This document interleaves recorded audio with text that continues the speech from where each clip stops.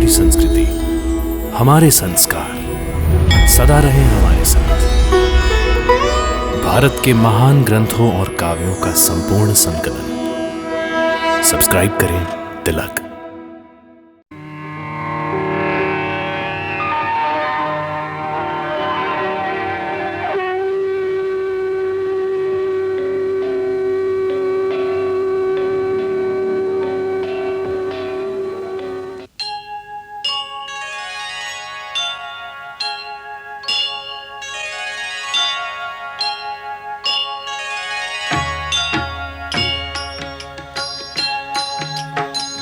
सीताराम चरित अति पावन, मधुर सरस अरु अति मन भावन।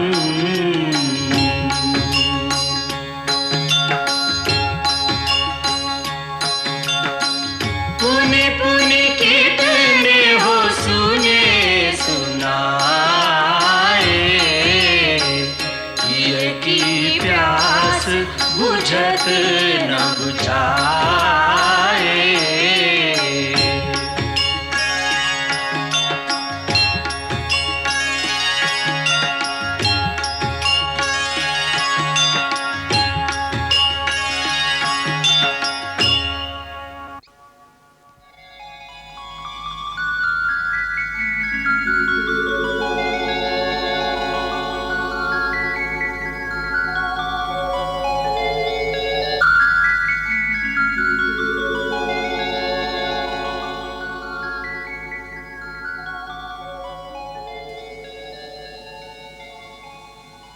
महाराज, जिस घर में भाई भाई आपस में सच्चे प्रेम के साथ इकट्ठे रहते हों, ऐसे ही घर को इस धरती का स्वर्ग कहते हैं। आप दोनों भाई इकट्ठे क्यों नहीं रह सके, ये बड़े दुख की बात है। आप दोनों में शत्रुता किस कारण हो गई, ये मैं जानना चाहता हूं। दो भाइयों के बीच में शत्रुता सचमुच बड़े शोक की बात है, परंतु बाली ने बहुत तिरस्कारपूर्ण बर्ताव मेरे साथ किया है। उसने लात मारकर मुझे राज्य से निकाल दिया। इतना ही नहीं, मेरी स्त्री को भी, जो मुझे प्राणों से भी अधिक प्रिय है, उसने छीन लिया। जितने मेरे शुभचिंतक साथी थे, इन सबको बंदी बना लिया है।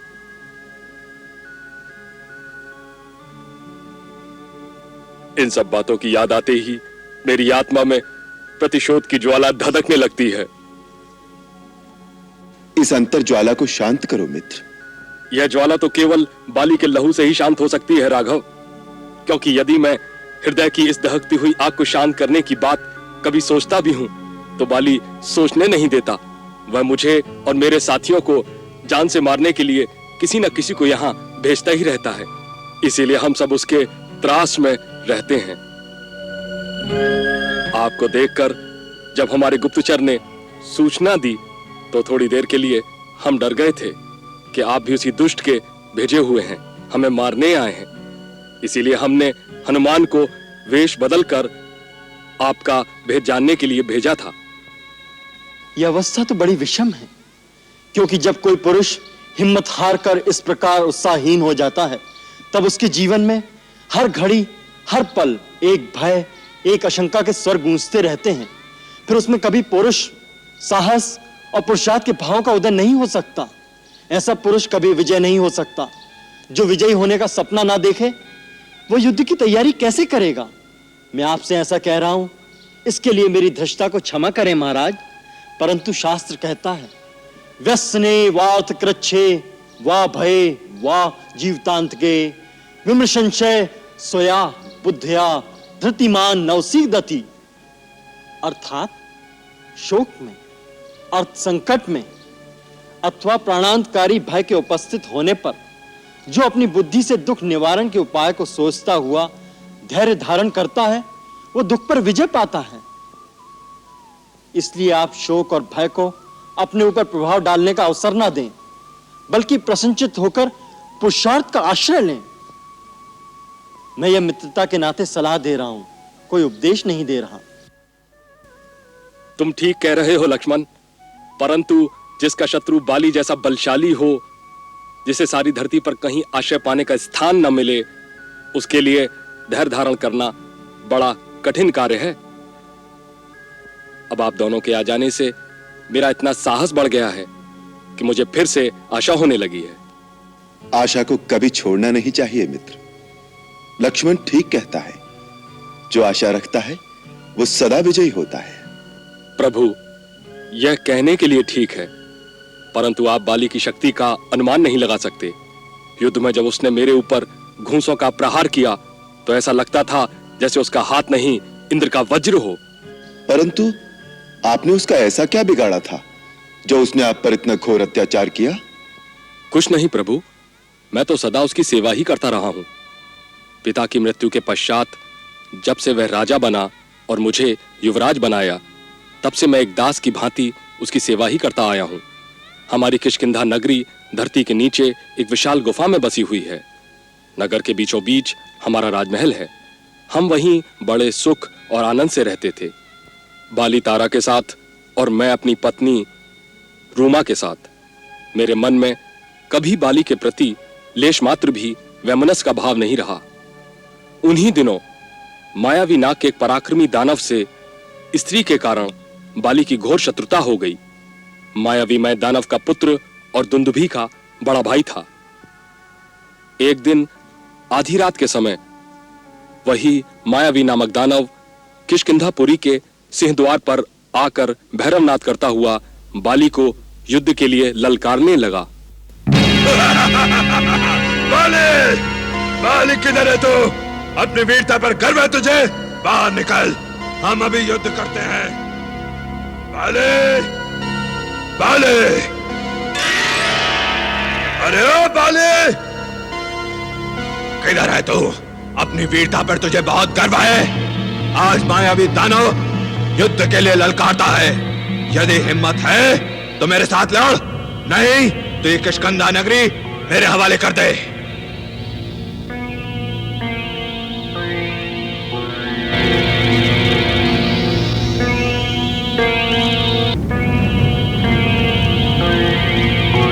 गरजने तो भैया उसको, आप मत जाओ।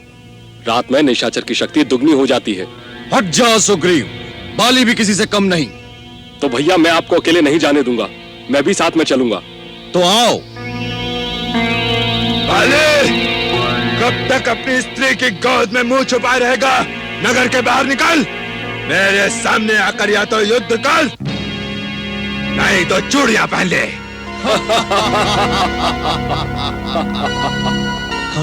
अरे दोनों भाई, नहीं नहीं नहीं, मैं नहीं लड़ूंगा।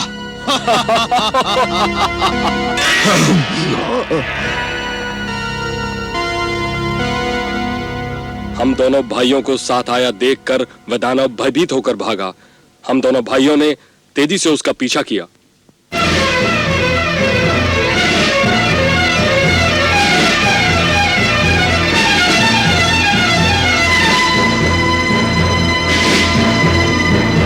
भैया, जो कायरों की भांति गुफा में जाकर छुप गया है, उसे जाने दो। नहीं सुग्रीव, वो बार बार मुझे युद्ध के लिए ललकारता है।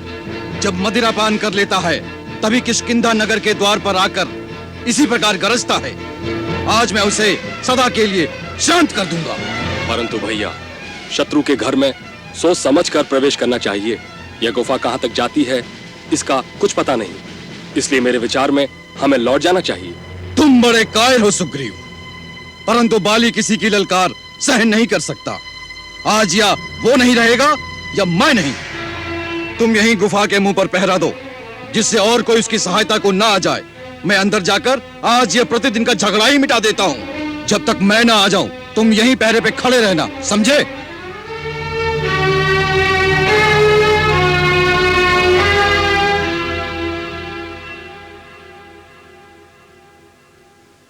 बाली की आज्ञा पालन के लिए मैं कंदरा के बाहर खड़ा प्रतीक्षा करता रहा।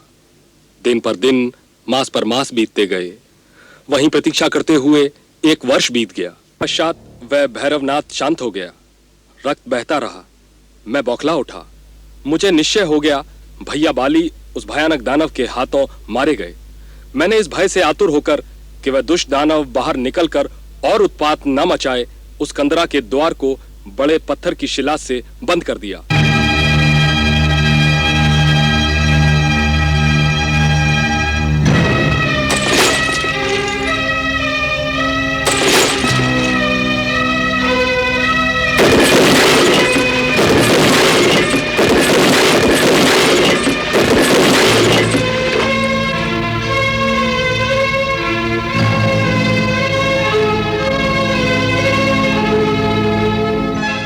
शोक से व्याकुल होकर मैं किष्किंधापुरी लौट आया।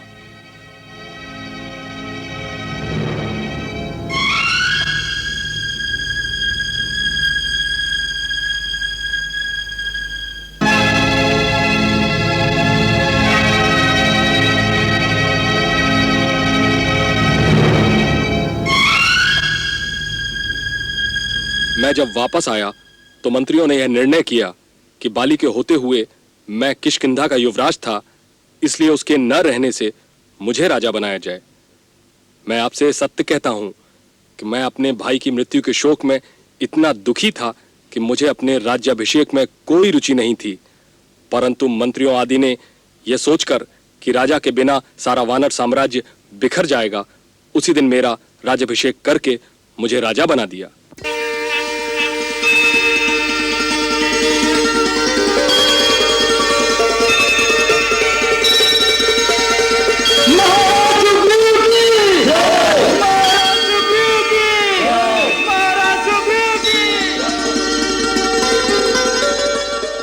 उधर बाली वास्तव में मरा नहीं था। लहू जो गुफा से बाहर निकला था उस मायावी दानव का था जिसे बाली ने मार डाला था, उसका वध कर दिया था। बाली गुफा के द्वार पर जब आया, उसने देखा कि कोई गुफा के मुंह पर एक बड़ा पत्थर रखकर गया है। इससे उसे मेरे ऊपर बहुत क्रोध आया। उसने सोचा कि मैंने उसके साथ विश्वासघात किया है। किसी प्रकार वह इस पत्थर को तोड़कर बाहर निकला, सीधा किष्किंधा आ गया। उस समय मैं राज दरबार में था, बाली वहीं सीधा आ गया।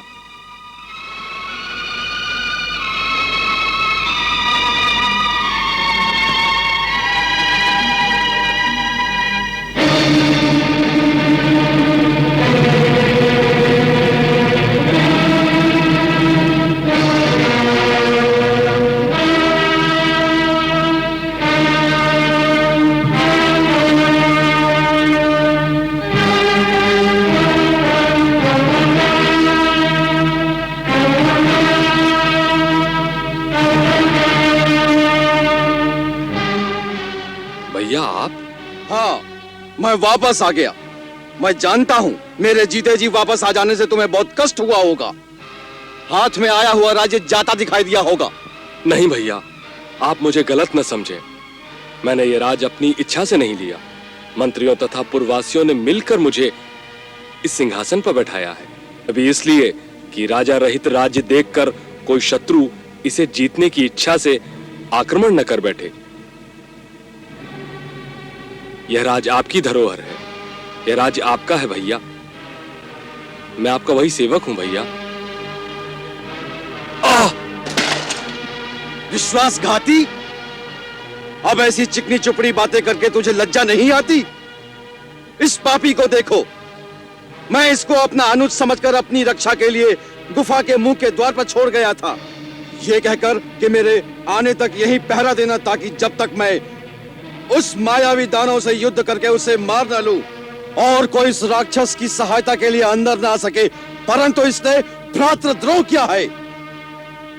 मेरी रक्षा करने की जगह इस दुष्ट ने उस कंदरा के मुंह पर एक बड़ी सी शिला रखकर उसे बंद कर दिया। अवसर पाकर राज्य पद भी ग्रहण कर लिया। अपने भाई और राजा के साथ द्रोह करके ये मृत्यु दंड का पात्र हो गया है।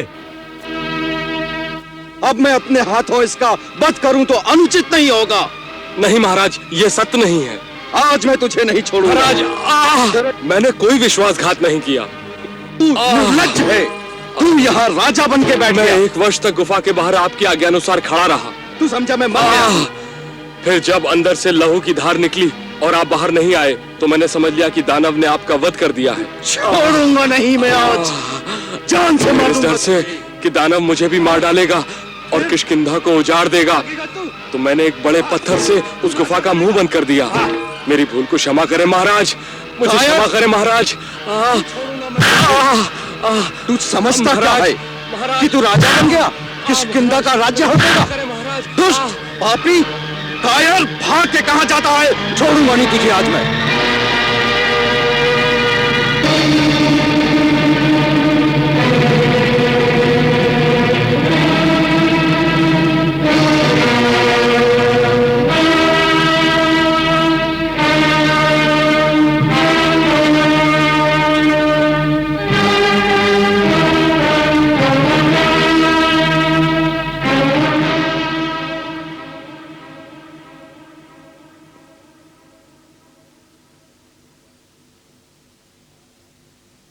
मैंने बार बार क्षमा प्रार्थना की, परंतु उस निर्दयी ने किंचित दया न दिखाई। उस समय वह मुझे मार डालता, परंतु मैं किसी प्रकार प्राण बचाकर वहां से भागा। उसने धरती के चारों कोनों में मेरा पीछा किया। बाली के डर से मुझे किसी ने भी शरण नहीं दी। जब मुझे कोई स्थान सुरक्षित दिखाई नहीं दिया तो मैं इस ऋषिमुख पर्वत पर चला आया, क्योंकि मतंग मुनि के श्राप से बाली यहां नहीं आ सकता। सारी धरती पर यही एक स्थान बाली से सुरक्षित था। परंतु ऋषिमुख पर्वत पर वो क्यों नहीं आ सकता? बाली ने जब दुंदुभी नाम के दानव को मारा था, उसके मृत शरीर को दोनों हाथों पर उठाकर बड़े वेग से 4 कोस दूर फेंक दिया। वेग से फेंके गए उस दानव के मुख से निकली हुई रक्त की बूंदें हवा में उड़कर मतंग मुनि के आश्रम पर गिरी। उन रक्त बिंदुओं को देखकर मुनि को बड़ा क्रोध आया और वे सोचने लगे कि रक्त के छींटे किसने डाले हैं। मुनि ने आश्रम से बाहर निकलकर देखा कि एक पर्वताकार भैंसे के रूप में निर्जीव राक्षस धरती पर पड़ा है। उन्होंने अपनी तपस्या के प्रभाव से जान लिया कि यह वानरराज बाली की करतूत है। अतः क्रोध में आकर बाली को बड़ा भयंकर श्राप दिया। जिसने रक्त के छींटे डालकर मेरे आश्रम को अपवित्र किया है, वो आज से इस वन में प्रवेश न करे। यदि वो ऐसा करेगा तो उसकी मृत्यु हो जाएगी। मेरे आश्रम के चारों ओर 1 योजन की भूमि में जब वो पैर रखेगा तो अपने प्राणों से हाथ धो बैठेगा। ये सुनकर बाली दौड़ा हुआ महर्षि के पास गया और हाथ जोड़कर लगा क्षमा याचना करने, परंतु महर्षि ने उसका आदर नहीं किया। वे चुपचाप अपने आश्रम में चले गए। बाली श्राप के भय से व्याकुल हो गया। तब से वो न तो इस महान पर्वत पर आना चाहता है और न ही इसे देखने का विचार रखता है। यहां उसका प्रवेश असंभव है। यही जानकर महाराज सुग्रीव अपने मंत्रियों के साथ निर्भय होकर इस वन में विचरते हैं और ऋषिमुख पर्वत पर वास करते हैं। प्रभु, बाली ने महाराज सुग्रीव के अन्य मंत्रियों और मित्रों को कारागार में डाल दिया है और उनकी पत्नी रूमा को भी छीन लिया है। धिक्कार है। यह अपराधी उसे मृत्युदंड देने के लिए पर्याप्त है।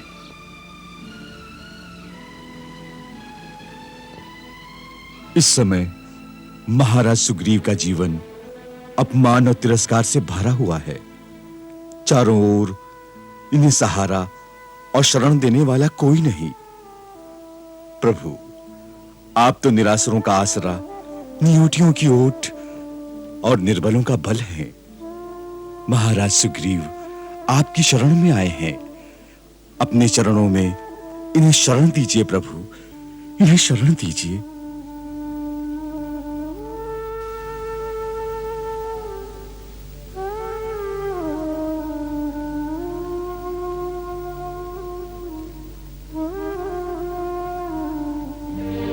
हे महावीर, रघुकुल वालों की रीति है कि वो शरण में आने वाले के गुण दोषों को नहीं देखते। शरणागत की रक्षा करना उनका प्रथम धर्म है।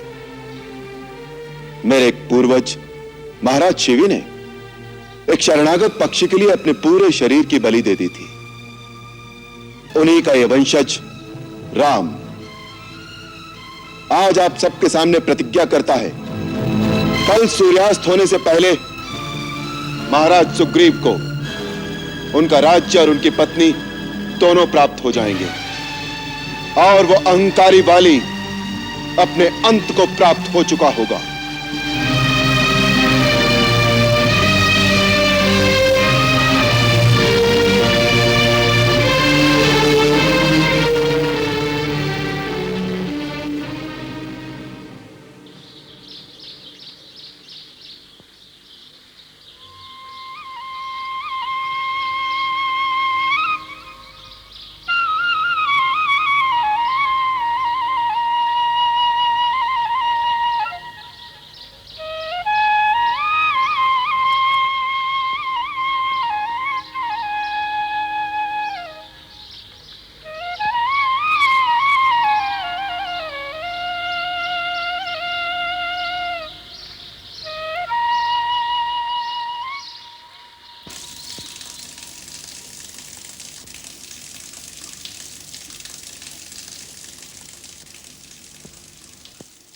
महाराज, आज का दिन आपके लिए शुभ हो। श्री राम की प्रतिज्ञा के अनुसार आज सूर्यास्त से पहले आप किष्किंधा नरेश होंगे। उसके लिए आपको अभी से बधाई हो। हनुमान, हम इसी चिंता में हैं। इसमें चिंता की क्या बात है महाराज? महाराज ये सोच रहे हैं कि उन्होंने बड़ी भीषण प्रतिज्ञा कर ली है, परंतु वो ये जानते हैं कि बाली कितना बलशाली है। क्या वो दोनों बाली को मार सकेंगे? मुझे तो विश्वास है कि अवश्य मारेंगे।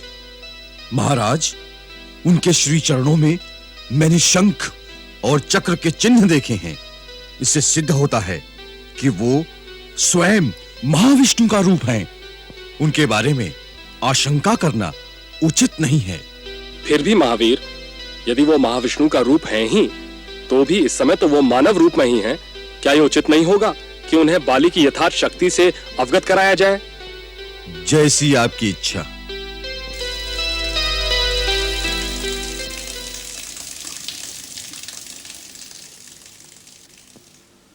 प्रभु, आइए प्रभु, विराजिए।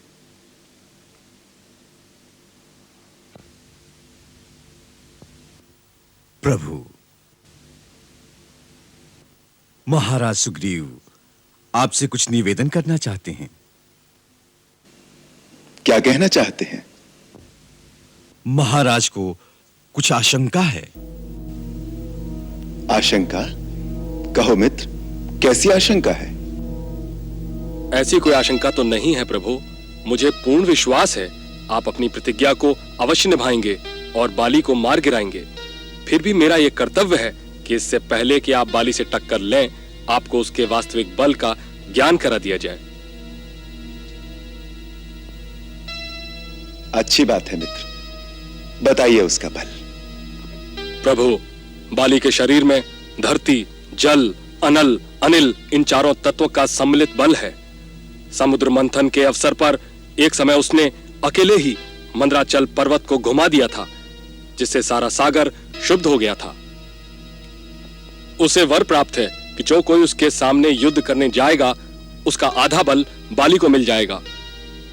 वो सूर्योदय से पहले ही पश्चिम समुद्र से पूर्व समुद्र तक और दक्षिण सागर से उत्तर सागर तक घूम आता है और उसे थकान नहीं होती है। आठों दिशाओं के अंत तक जाकर वो अधिष्ठित अष्ट मूर्तियों की पूजा दिन प्रतिदिन किया करता है। पूर्व काल की बात है, एक दुंदुभी नाम का असुर रहता था। उसकी ऊंचाई कैलाश पर्वत के समान थी और उसमें 1000 हाथियों का बल था। भैंसे का रूप धारण किए अपने तीखे सिंगों के कारण वह बड़ा भयानक जान पड़ता था। दुंदुभी अपने बल के मद से चूर समुद्र तट पर गया और उसने समुद्र को युद्ध के लिए ललकारा। मैं तुझे युद्ध के लिए ललकारता हूं।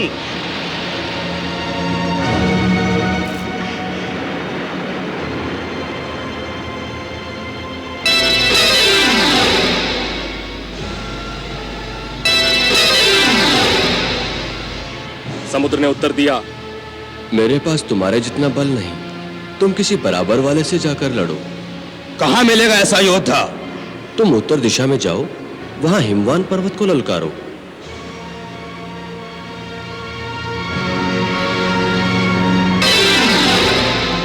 यह सुनकर दुंदुभी ने हिमालय पर जाकर हिमवान को ललकारा। मैं तुझे युद्ध के लिए ललकारता हूं।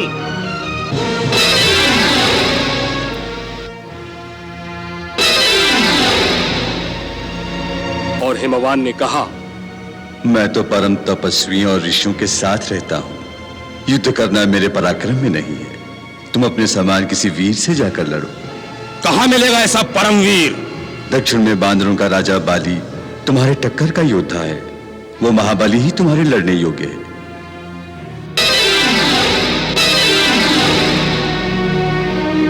यह सुनकर युद्ध की इच्छा से दुंदुभी ने किष्किंधा नगरी के द्वार पर आकर बाली को ललकारा। बाली, ओ बाली, मैं तुझे युद्ध के लिए ललकारता हूं। बाली, बाहर निकल। बाली, ओ बाली। बाली शत्रु की ललकार को कभी सहन नहीं कर सकता। वो उसी समय नगर के द्वार पर आ गया और दोनों में एक भयानक युद्ध आरंभ हो गया।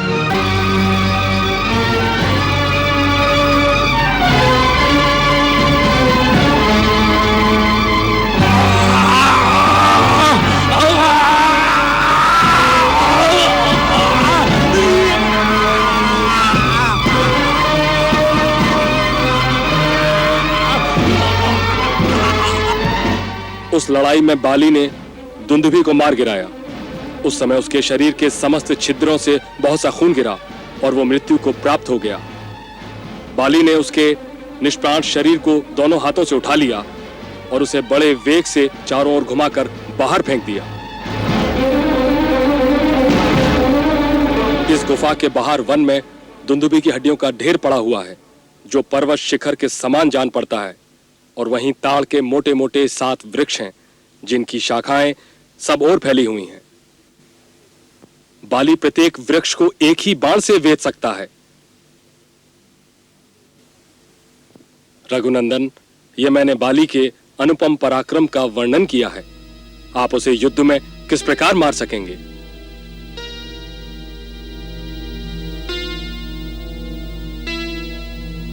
अच्छी बात है महाराज सुग्रीव, आप मुझे वो ताड़ के 7 वृक्ष और दुंदुभी की अस्थियों का ढेर दिखा दीजिए। आइए प्रभु, चलिए।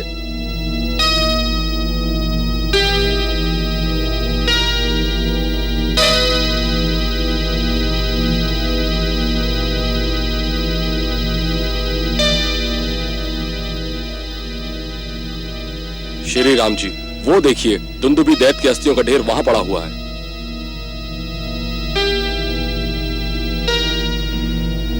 तो ये है वो जिसे बाली ने अपने दोनों हाथों से उठाकर 4 कोस दूर फेंका था। हाँ, परंतु अब उसके इस पिंजर में मांस नहीं रहा, इसलिए इसका भार हल्का हो गया है। क्या आप अपने पैर की ठोकर से इसे उतनी दूर फेंक सकते हैं? प्रयत्न करके देख लेते हैं। और उधर देखिए, ताड़ के 7 वृक्ष। बाली की भुजाओं में इतना बल है कि जब वह बाण चलाता है तो उसका बाण ताड़ के वृक्ष को भेद कर पार निकल जाता है। इस प्रकार वह 7 बाणों से 7 वृक्षों का भेदन कर सकता है। यदि आप इन वृक्षों पर अपने बाण को परख लें तो अच्छा होगा। मेरी धृष्टता क्षमा करें नाथ। बाली का शरीर वज्र के समान है। आप उसके शरीर पर जिस बाण से आघात करना चाहते हैं, उस बाण की शक्ति को परख लेना उचित होगा। अच्छी बात है, मैं दोनों चीजों को परख लेता हूं।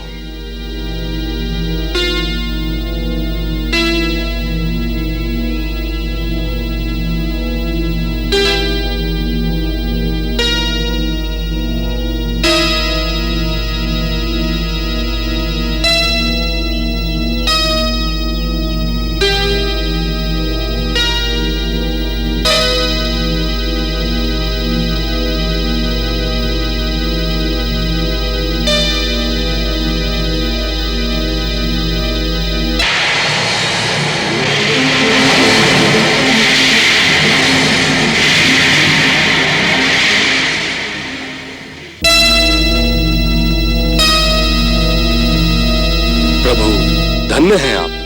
मित्र, चलिए उन ताड़ के वृक्षों को भी देख लिया जाए। चलिए प्रभु।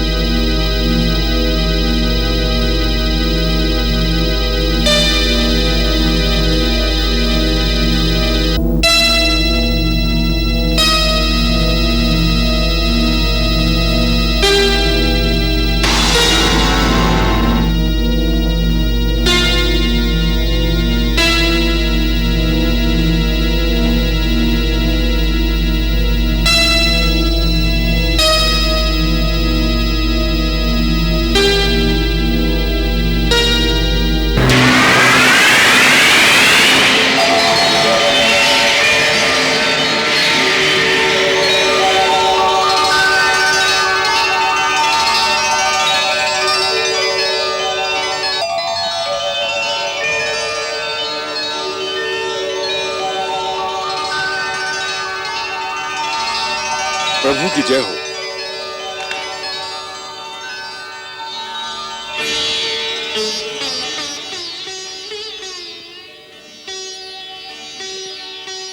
श्री राम, आपकी जय हो।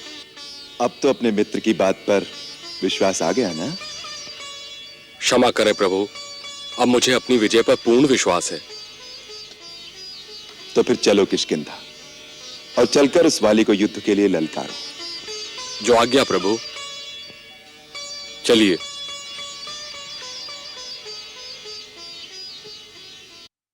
मंगल भवन अमंगल हारी, प्रभु सुदशरथ अजिर बिहारी।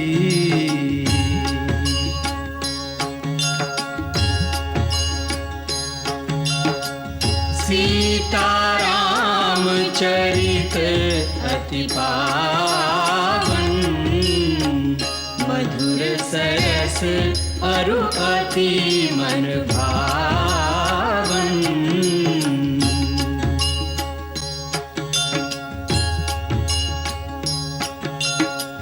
पुनि पुनि कितने हो सुने सुनाए,